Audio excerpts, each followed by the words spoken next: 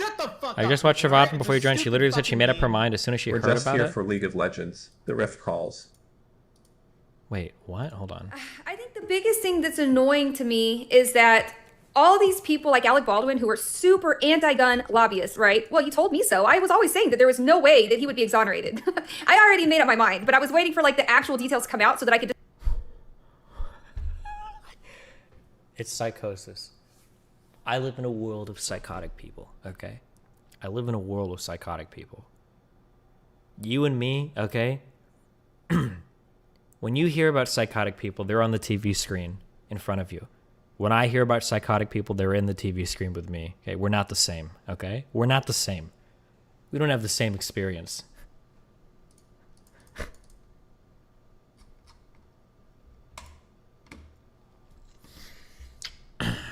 Oh, well, we're going over psychotic people, I guess, since we animate another manifesto. That's also the ride that's just never going to end. I don't keep track of what I leak because I don't even fucking know at this point. But I decided to post a few more things today because why the fuck not? Because I don't remember what I've ever actually gone over on stream before. I think I've referenced before that she like suddenly flipped on me, that she suddenly like just changed out of nowhere. And I don't know if I ever posted the screenshots from that. This was our, so we hung out for 3 or 4 days together. I don't remember. We hung out, we hooked up, we chilled. She was relatively normal in real life, believe it or not. This was our last conversation right before leaving, okay? I got a COVID test and everything was fine, okay? And I said, no COVID-19. She said, whoa, GG. Also, I got home a bit ago, so you're bored and streaming. Aw, I smiley-faced. She smiley-faced. I said, okay, about to board my first flight. Thanks for the past few days, Kimmy. I had a lot of fun. Smiley face. She said, I did too, Steven. Heart. Have safe flights. Talk to you later. That was our last. That was the non. Can I say negaverse? Are we allowed to say that word anymore? That was a normal. Everything was fine when I left. The next day, okay? What is it?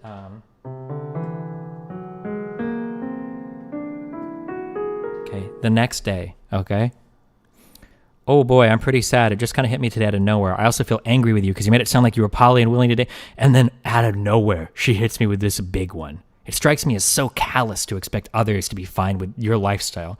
The way you talk about people who've gotten hurt as though they were such an annoyance lacks any empathy. Your lifestyle choices are extremely abnormal, not at all like most poly people. I mean, do you really just see me as a friend still? How is it even possible to be that cold and callous, Steven? I don't want to believe that you are. And so I'd never, ever gotten a message like this crazy before. And I'm like, and I figure like maybe she's having a bad day. So I'm like, I mean, as a friend still, I mean, what do you mean? So something that Anna has done a lot is she'll skirt the line between, she'll constantly say like, he said that I was more than just a hookup, to imply that I have like some huge romantic relationship. No, but like if I hook up with somebody, it's usually you're more than just a hookup, usually a friend too. Like I say that to everybody that I fuck. It's very, very, very rare that I just do like a one night stand with somebody because I'm not usually interested. If I fuck somebody, usually I'm friends with them too. I mean, as a friend still, I mean, what do you mean? I mean, sex stuff aside, having met you in real life and talked and gone around and stuff, you're definitely a way closer friend than you were before, for sure.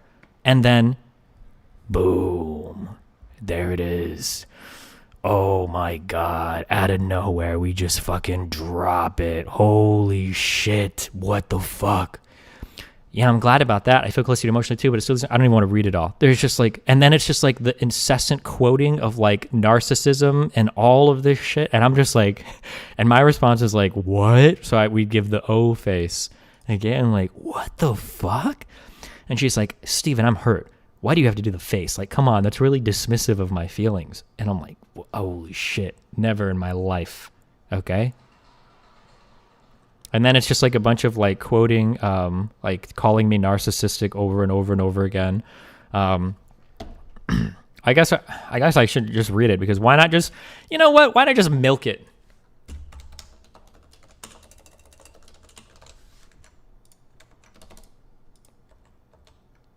Fuck it. I'm playing down. I'm gonna use the restroom real quick. We'll just milk it, okay? I'm not. Eris is not reading this. I'm just gonna read it. Okay, fuck this. Hold on, 1 sec. I'll be right back. Friends on the wall.